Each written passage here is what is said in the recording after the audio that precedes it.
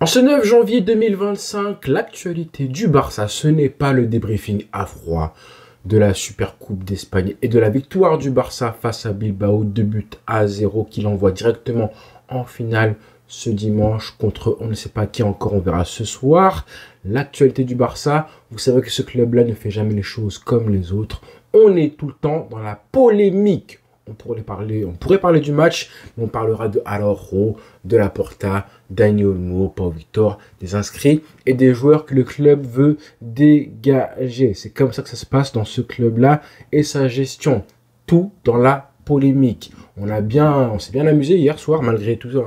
J'ai quand même envie de glisser un petit mot pour les joueurs qui se sont bravement qualifiés pour la finale. À chaque fois que c'est comme ça, en fait, le Barça, quand dans les bureaux ça va pas, on a sur le terrain des joueurs qui sauvent les fesses des dirigeants. Imaginez si hier soir le Barça s'était fait éliminer après toute cette polémique concernant Dani Olmo et Pau Victor, ça aurait été un camouflet énorme pour la direction. Donc encore une fois, la Masia et les joueurs sauvent les fesses des dirigeants du Barça. Aujourd'hui, on parle quand même plus de ce qui se passe hors terrain que sur le terrain. C'est vraiment un des signes principaux pour montrer que ça ne va pas forcément bien dans ce club. Heureusement qu'avant la rencontre, comme je le disais hier en débriefing, on a eu la bonne nouvelle que Dani Olmo et Pau Victor allaient être réinscrits dans l'effectif du FC Barcelone à titre conservatoire, on va en reparler, par le Conseil supérieur du sport en Espagne. On rappelle que c'est le 3e recours après avoir essuyé le refus de la Liga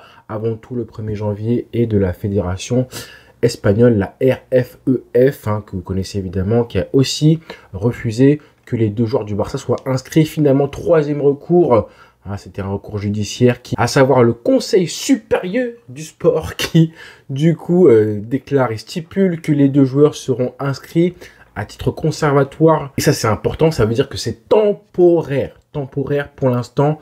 Apparemment, le conseil, du coup, le CSS, va prendre le temps d'examiner les cas Dani Olmo et Pau Victor pour statuer définitivement d'ici le 7 avril. Ce qui veut dire que ce n'est pas encore définitif. On pourrait avoir des joueurs qui seraient désinscrits en pleine fin de saison. Bon, j'y crois pas trop, même si voilà, juridiquement, on ne sait pas comment ça se passe réellement dans ces genres d'affaires-là. Sachant qu'au 7 avril, 30 matchs de Liga seront déjà joués. Il n'y aura plus que 8 matchs à jouer en championnat. Que le Barça pourrait être d'ici là en finale de Coupe du Roi si tout se passe bien lors des prochains matchs. Et aussi en quart de finale de Ligue des Champions.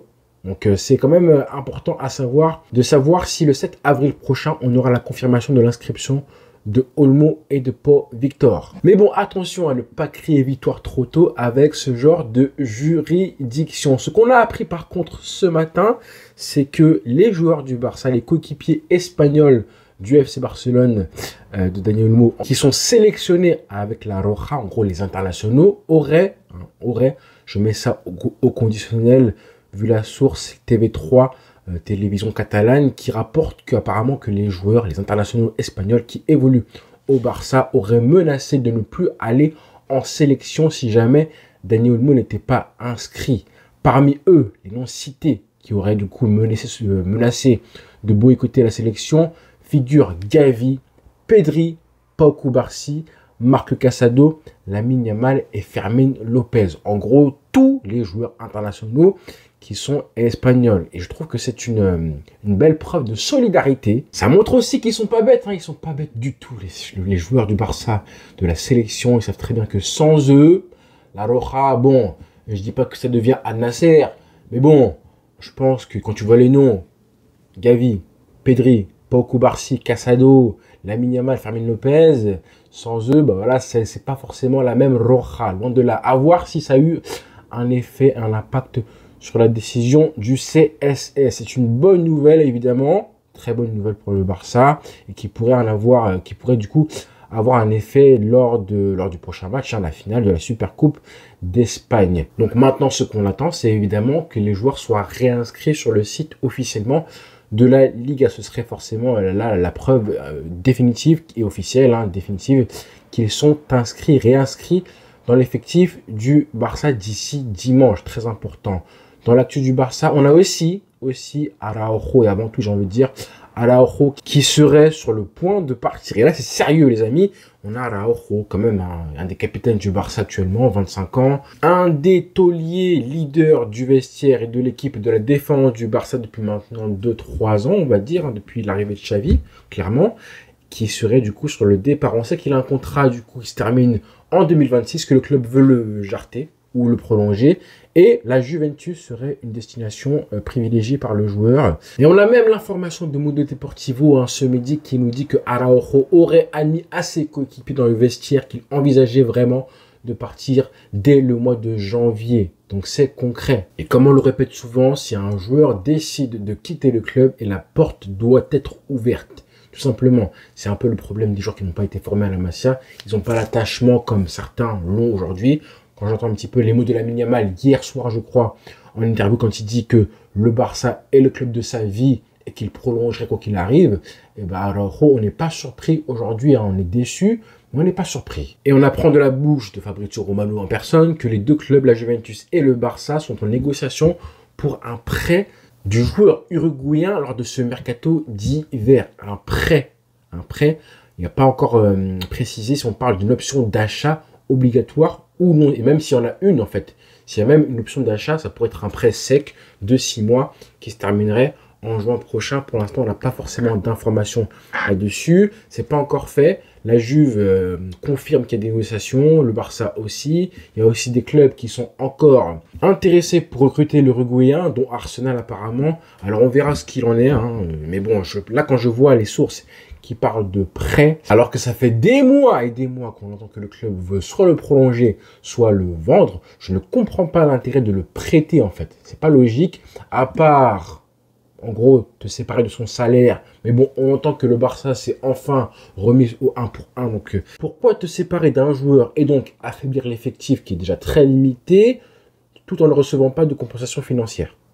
Tu le prêtes, pas de transfert, donc pas de revenus du coup, à part un salaire qui du coup serait payé et pris en charge par la Juve, en espérant au moins que ce soit 100%. Alors imaginez la chose, si le salaire n'est pas pris à 100% par la Juventus, pourquoi? Je comprends pas forcément la chose, c'est vraiment pas logique du tout. On espère une meilleure opération que ce qui est présenté pour l'instant, parce que comme je le disais, l'effectif du Barça est assez pauvre pour l'instant, même en défense centrale, certes on a Koundé, mais bon, Koundé il joue latéral droit.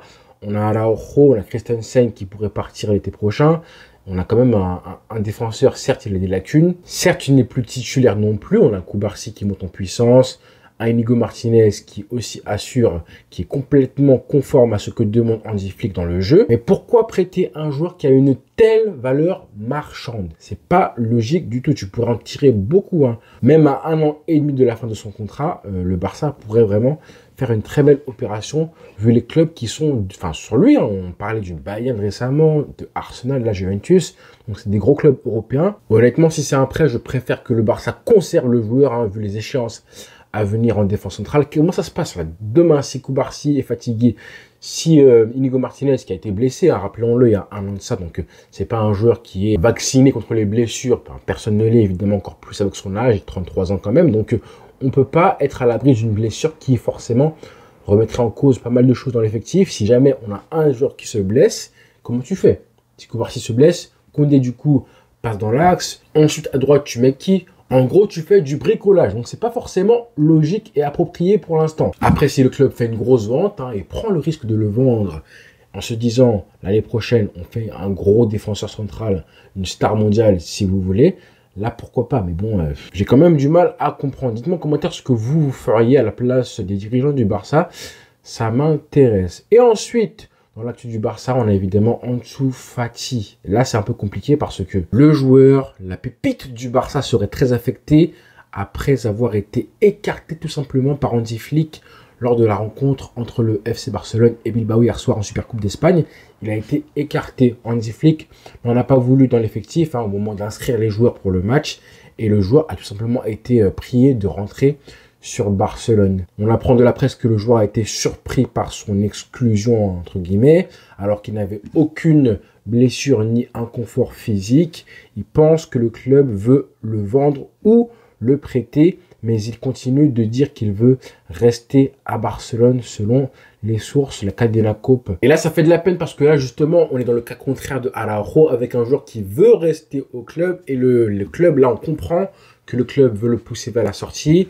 Donc ça me fait de la peine et du coup j'aimerais prendre ce temps pour parler d'Ansu Fati parce que j'ai été très souvent critique envers lui depuis maintenant facile 2-3 ans et ses blessures à répétition. J'ai été dur, j'ai été très dur, j'ai dit que voilà, qu'il devait quitter le Barça, qu'il était finito.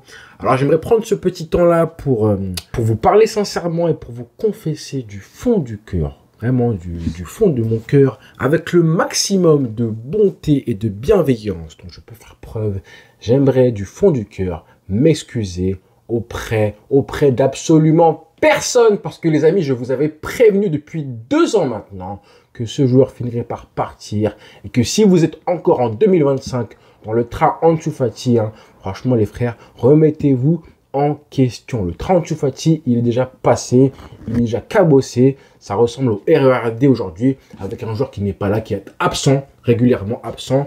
À chaque fois, on se dit, allez, on y croit pour lui. Est-ce qu'il va revenir? Est-ce qu'il est en forme? Est-ce qu'il peut apporter au Barça? Et bah les amis, tout ce que je vois, c'est un joueur qui n'a plus d'avenir au Barça, qui n'a même pas joué une demi-heure cumulée de temps de jeu depuis le début de saison, qui est régulièrement blessé. Et surtout, quand il joue, franchement, on voit pas grand-chose, encore une fois. En Coupe du Roi, face à une D4, on n'a strictement rien vu. Donc, quittez le train Ansu Fati avant que vous crachiez complètement. Si vous êtes déçu de ce qui se passe, ça, je comprends entièrement. Mais par contre, si vous êtes surpris, là, il y a un problème. Ansu Fati, il a un salaire quand même de 6 millions d'euros net. Donc faites le calcul pour à peu près x2 pour trouver le salaire brut du joueur payé par le club. C'est beaucoup pour un joueur comme ça qui ne joue pas forcément beaucoup, voire jamais, qui n'apporte pas beaucoup. Et c'est la première fois où le club, je pense, montre clairement, officiellement, qu'il veut se débarrasser de lui.